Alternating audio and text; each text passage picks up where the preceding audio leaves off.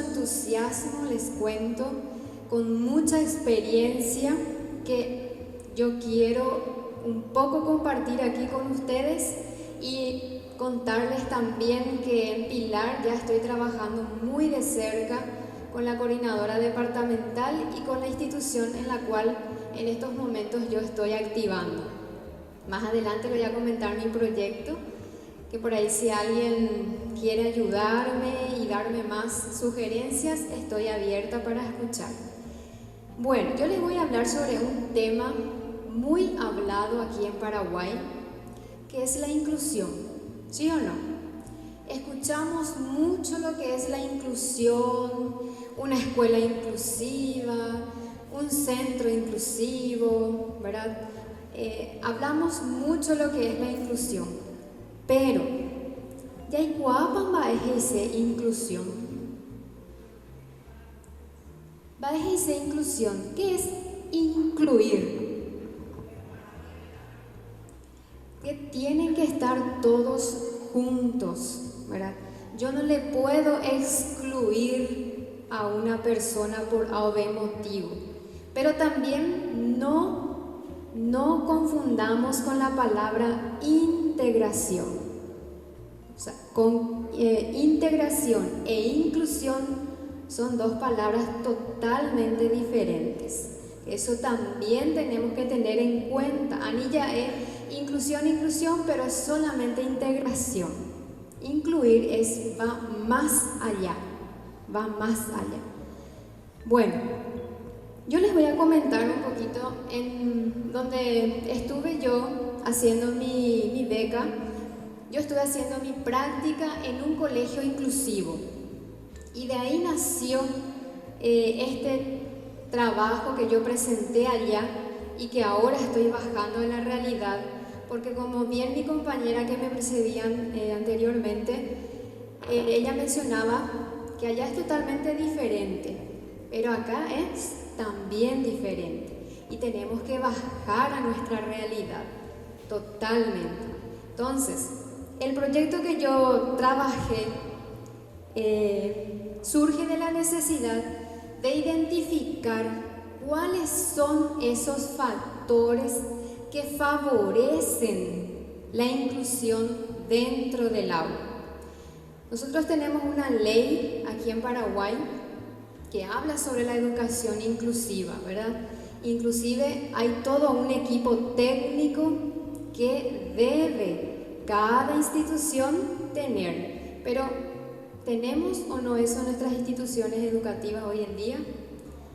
No, porque requiere mucho, un fonoaudiólogo, un psicólogo, un trabajador social, ¿verdad? Y más especialistas, psicopedagogo, ¿verdad? Entonces, mirando un poquito la experiencia que viví allá, elaboré unos objetivos, ¿verdad? Mi objetivo general es identificar factores favorecedores de la educación inclusiva en el aula. Y de ese se desprenden mis objetivos específicos. El primero es detectar modelos de organización escolar. El segundo es identificar cómo el centro escolar fomenta la comprensión en las interacciones entre las personas. El tercero es determinar el papel de la evaluación para la atención a la diversidad. También hablamos mucho de la evaluación, ¿verdad? Y todos deben ser evaluados. Y ahí está la atención a la diversidad. Y por último, conocer el rol del profesor de apoyo para el aprendizaje. Yo estuve con una psicopedagoga. Con ella yo tuve niños con autismo, niños con TDAH, trastorno de hiperactividad, también niños que tenían problemas mentales, o sea, varios chicos que estaban a mi cargo. Al principio justamente estaba muy de cerca con la profesora que me guiaba, pero luego ella ya me dejó sola para que yo pueda también tener esa experiencia. Y a mí me gustó muchísimo trabajar con ellos, muchísimo, porque se aprende bastante. Y de ahí surge justamente este proyecto. ¿Y cuál es la justificación? Surge la necesidad, como les dije, de saber cuáles son los factores. Y por último, según la visión general de un enfoque inclusivo, se define la inclusión como la puesta en acción de los valores inclusivos. Es un poquito la definición de lo que es inclusión. Pero yo les quiero hablar un poquito más sobre las prácticas, o sea, lo que yo estuve experimentando. Pero antes, hablamos mucho también de lo que es la atención a la diversidad. ¿Qué entienden ustedes por atención a la diversidad? ¿Alguien que quiera comentar desde su experiencia? Aquí somos colegas, hay gente de la supervisión, directivos, docentes. ¿Qué es la diversidad?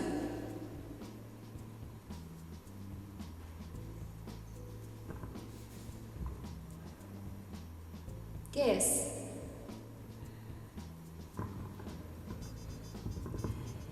Cuando hablamos de diversidad, estamos hablando de diferentes tipos de personas, diferentes tipos de ideologías, incluso no solamente personas, diferentes tipos de pensamiento, diferentes tipos de estrato social, costumbres.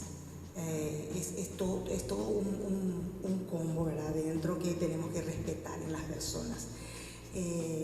Ideologías diferentes.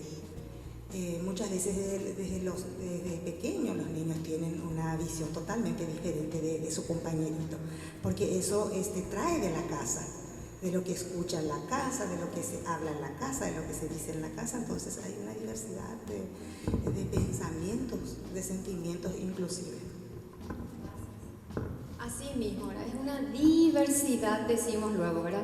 Es amplia la palabra.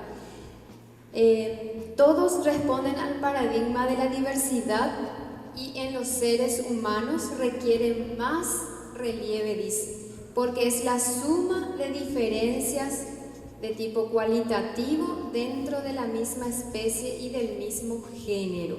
La diversidad supone heterogeneidad a todos los niveles. Un poquito lo que yo rescaté así de algunas lecturas que estuve haciendo para sacar en forma personal lo que es la atención a la diversidad. En el trabajo que yo estuve haciendo, investigando, usé esta bibliografía para saber un poquito cuáles son los recursos para la atención a la diversidad. Y hay varios recursos. Hay recursos externos y recursos internos dentro de la institución.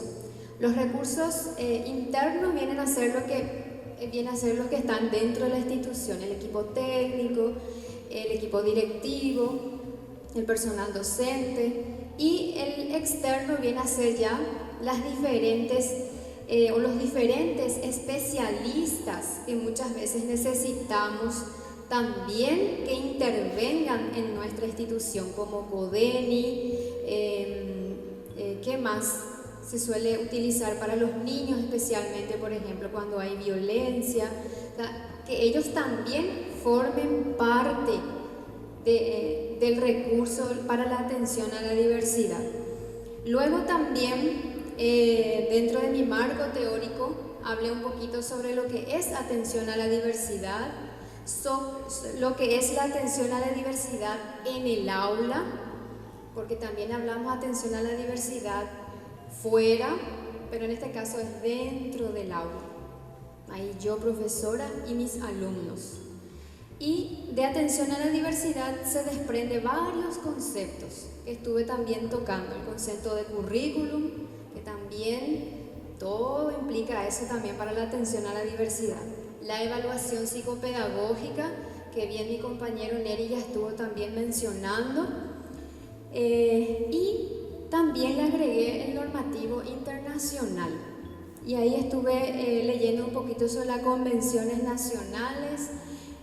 También agregué ahí nuestra ley, la 5136, que es la de educación inclusiva, que eso no podemos dejar de lado. Y por último, lo que es la educación inclusiva. Un poquito es lo que forma parte de mi marco teórico. Siguiente. Bueno, ¿cómo estuve trabajando? O sea, ¿cómo hice esta investigación? Yo utilicé un libro que se llama Index de Book, no sé si alguien conoce, es de Thomas Book, ¿no escucharon alguna vez? Es del año 2002. Este libro es interesante, yo traje de allá justamente para poder llevar a la práctica aquí en Paraguay, pero voy a empezar primero en mi ciudad. Voy a empezar por lo chiquito para después llegar a lo grande, ¿verdad? Ese libro trae indicadores, varios indicadores en donde yo, profesor o profesora, puedo mirar si mi aula es inclusiva, si yo estoy llevando adelante una clase inclusiva o no. Y eso es lo que yo hice allá justamente. Yo entré en salas de clases, gracias a Dios me permitieron, estuve en 3 clases diferentes, ahí justamente puse como muestra, en 3 sextos, que serían sexto grado, y yo le observaba al profesor, si dentro de su sala existía o no la inclusividad, y tenía mis indicadores. La dimensión que yo usé se llama orquestando el aprendizaje, y de ese se desprenden los indicadores. Este es justamente la dimensión C, desarrollando prácticas educativas. La misma hace referencia a los indicadores que se tiene en cuenta para la observación durante el desarrollo de la clase. Y esos son los indicadores que yo estuve observando durante la clase de ese profesor. Y luego pude sacar algunos resultados que voy a compartir con ustedes rápidamente.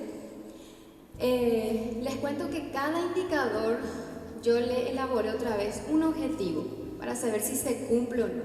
Y el primer objetivo dice detectar modelos de organización escolar. Los estudiantes participan activamente en su propio aprendizaje, y ahí se ve entre el grupo A, grupo B y grupo C. En el grupo C se cumple el 100% de ese indicador. Los chicos participaban de la clase, levantan la mano, preguntan, socializan, pasan hacia adelante en forma de plenaria, son de sexto grado. El otro objetivo, el equipo educativo planifica, enseña y reaviva y revisa en colaboración. También estuve mirando si eso se observa o no, y vemos un poquito, hay una variedad entre el grupo A, grupo B y grupo C. Siguiente objetivo, tenemos, siguiente, el objetivo 2. El centro escolar fomenta la comprensión de las interacciones entre las personas del mundo. ¿Saben por qué puse este objetivo que se desprende de identificar cómo el centro escolar fomenta la comprensión? Porque, como saben, allá están de varias nacionalidades, ¿verdad? No solamente españoles, sino que de cualquier lugar del mundo están en una sala de clase. Entonces yo quise ver si hay o no esa interacción entre ellos, o acá los españoles, acá los chinos, allá los... no, o sea, yo quería ver si hay o no esa conexión entre ellos, ¿verdad? Y ahí vemos en el grupo A que se completa al 100%, que ahí eran todos uno y se ayudaban. Sin embargo, en el grupo B y grupo C hay una variación. El siguiente objetivo dice: las evaluaciones fomentan los logros de todos los estudiantes. Yo les cuento que allá, si ellos encuentran a un alumno que necesita de algún apoyo en específico, tiene su profesor que le acompaña, tiene su profesor, pero ese profesor está ahí en la clase, con el profesor titular, obviamente, ¿verdad? Pero sí, maestro sombra, como nosotros acá le reconocemos, ¿verdad? Ellos también allá tienen, pero ese profesor está ahí exclusivo para ese alumno. Entonces, mientras que el profesor explica a todo el grupo grande, el otro está exclusivamente para ese chico que necesita. Y se trabaja estupendamente. Y hay una coordinación entre ese profesor titular y ese profesor que le ayuda también en sus horas de clase. Y ellos también hacen las evaluaciones en conjunto. Quien le conoce más a ese alumno es el profesor que está con él todos los días. Entonces, ellos encuentran un momento, se reúnen y ven, bueno, ¿vos qué decís? ¿Qué le podemos evaluar? ¿Será que este examen, que va a ser a nivel general, va para ese chico o le hacemos alguna adecuación diferente a ese? Entonces, ellos conversan. El siguiente gráfico habla sobre conocer el rol del profesor de apoyo. Tenemos que tener en cuenta también que no es porque yo tenga un profesor de apoyo voy a decir, no, está lo fulanito y él me va a atender todo el grupo. No es también eso, sino que ese profesor se encarga netamente de ese alumno, no es del grupo grande. ¿Se entiende, verdad? Hasta ahí. Siguiente. Esto voy pasando así rápido porque fueron resultados, ¿verdad?, que yo realicé allá. Lo que yo les quiero decir como ya parte de conclusión, porque ya estamos con hambre y ya queremos comer algo, masticar algo. Lo que sí yo les quiero decir, ¿verdad?, de que en base a este trabajo que yo hice allá, yo elaboré un proyecto en donde solicito el profesor de apoyo para el docente titular. Y gracias a Dios ya tengo la aprobación de mi coordinación departamental. La institución en la cual donde yo trabajo depende de una fundación y también esa fundación ya aprobó ese proyecto y ahora estoy ya tratando de empezar a llevar a la práctica. Es un proyecto bastante ambicioso porque yo quiero pedirle al ministerio, lástima que no está nadie, el representante del MEC ya se fue, si no ya le iba a entregar mi proyecto, para optimizar recursos. Están los supervisores, van a hacer llegar mi pedido. Para optimizar recursos, les cuento mi proyecto en qué consiste.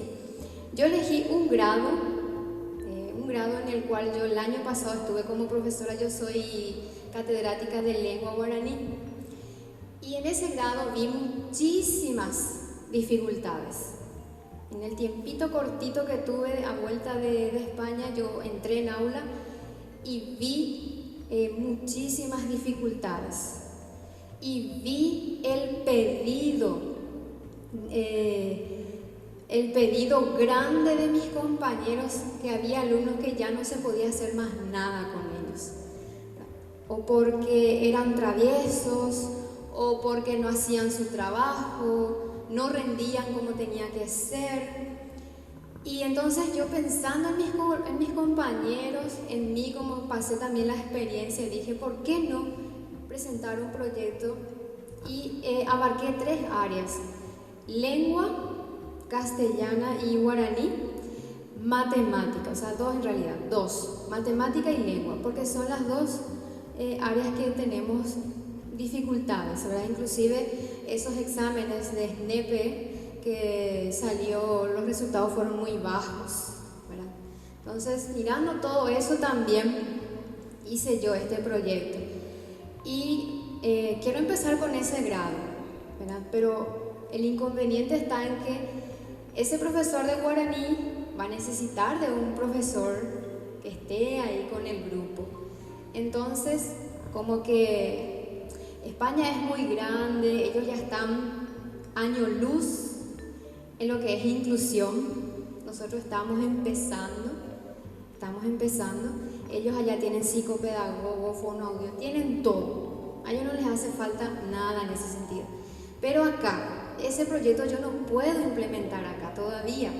Es cierto, hay psicopedagogos en mi ciudad, hay psicopedagogos que tarde o temprano van a estar dentro de mi proyecto también. Pero ¿cuál fue ahora la idea? es solamente ayudar a los profesores de lengua y matemática para empezar.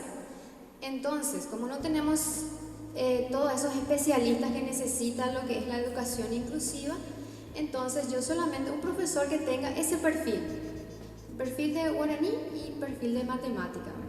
Y entra con el profesor titular para ayudar. O sea, sería como un profesor de apoyo en este caso, especialmente a esos profesores que ven esa necesidad. Y cuántos nosotros también sabemos que necesitamos. Hay veces que nosotros los docentes ya no damos más, ya ni caneo, ¿verdad? Vemos alumnos que le hablas todos los días, que traiga su trabajo, que traiga su tarea, que estudie y no hace, ¿verdad? Y muchas veces perdemos un 40 o un 80 minutos con eso y no desarrollamos lo que tenemos que desarrollar. Y ustedes saben que el ministerio nos dice desarrollen, capacidad, indicador, todo, ¿verdad? Pero muchas veces no logramos el 100% porque ya estaban con ese alumno. Ese alumno tiene que aprender, no le podemos hacer pasar de balde también. No podemos poner un 4 o un 5 y después al final no sabe leer, no sabe escribir, ¿verdad? Eso también, o sea, yo al menos en ese sentido me voy a sentir mal como profesora, ¿verdad? Si mi alumno no sabe leer, no sabe escribir. Y guaraní sí que es más difícil todavía. Y hay alumnos que ni siquiera hablan el guaraní y eso cuesta más todavía. Yo en mis horas cátedras les hablo en guaraní y les digo a ellos, si se quieren ir al baño me van a decir en guaraní. Si quieren levantarse en guaraní, al menos esas 2 horitas cátedras que hablen el guaraní. Porque en casa pues no hablan, ¿verdad? Entonces al menos esas 2 horitas que hablen. Y se logra. Antes que yo viaje a España en ese año anterior, logré con un grado. Y cada vez que me ven por ahí, por acá, en guaraní me saludan. Vaya profesora, vaya vamos a jarabe. A veces hacen el chopara. Después se acuerdan, pues jarabe. Se acuerdan otra vez, ¿verdad? Entonces, es cuestión nomás de hábito, ¿verdad? Digo yo, ¿verdad? Es mi humilde parecer. Bueno, y como conclusión, el desafío de una escuela inclusiva es la calidad con equidad. Siempre hablamos calidad con equidad. Para todos, bajo condiciones de igualdad. Que no ese chico que es pesadito, que te responde en clase, yo ya no le voy a hacer caso. O no, Paco Sultana me voy no le hago caso. Existen, yo tengo colegas así, ¿verdad? Que son, ¿por qué? No sabemos, ¿verdad? Haya más, ¿verdad? Pero no debemos de actuar de esa manera. Nosotros estamos para todos, al servicio de todos. Reducir, como dice nuestra ley, reducir las barreras que limiten la participación y el aprendizaje del alumnado. Así mismo dice nuestra ley de educación inclusiva. Eliminando toda forma de discriminación. Y por último, teniendo en cuenta los objetivos de ese trabajo, se concluye que se debe orquestar los apoyos en aula, debe haber un aprendizaje autónomo, un aprendizaje personalizado. Hay alumnos que necesitan de un aprendizaje y de una atención personalizada. Y bien sabemos eso los docentes que estamos en aula. Y por último, en el aula debe existir valores. La empatía, la diversidad, el respeto hacia las otras personas y otros valores que nosotros sabemos. Fomentar la comprensión de las diferencias de cualquier tipo. Los nuevos paradigmas, me gusta mucho este párrafo, por eso les voy a leer así mismo. Los nuevos paradigmas educativos son la clave para este nuevo mundo que todos deseamos. Con estas experiencias pongo de manifiesto que los aprendices son los principales actores de su proceso de enseñanza-aprendizaje. Y con esto demuestro también la forma en cómo se hacen los centros dentro del aula y de esta manera trabajar con una metodología inclusiva. Con todo lo mencionado, se construye el aprendizaje en las escuelas y de esa manera ensayan en la construcción de un mundo mejor. Es un poquito mi granito de arena que quería compartir con ustedes. Muchísimas gracias por escucharme, por darme también su tiempo de estar aquí. Y no sé si hay alguna pregunta que quieran hacer. Que es nuestra también, y es problema de todos los días ahora en la inscripción de las instituciones, que declaran no tener espacio, pero el tema es no lo quiero. Porque traje muchísimos materiales, les cuento, que quiero compartir. Entonces, estoy queriendo hacer también en Pilar cursos de capacitación. Ahora mismo estoy como capacitadora, me dieron solamente permiso por hoy, así que yo ya tengo que volver de vuelta. Y entonces, hablar un poquito sobre lo que es la diversidad, porque hay muchas cosas que no manejamos, no sabemos, parece que la inclusión es un poquito una palabra muy ambigua, o entendemos mal. Como les dije, muchas veces queremos confundir con integración y no es.